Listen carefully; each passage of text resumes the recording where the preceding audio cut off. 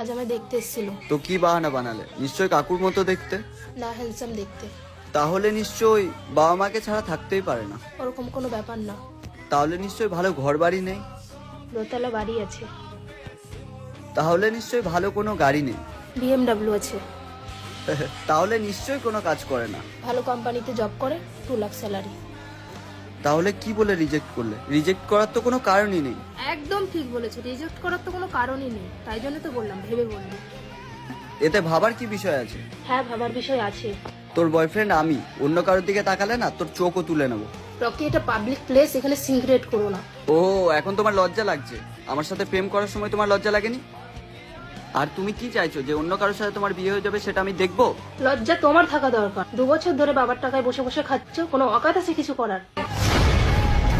सब कर लेना, लम्हे जाया मत करना, गलत जगह पर जज्बे जाया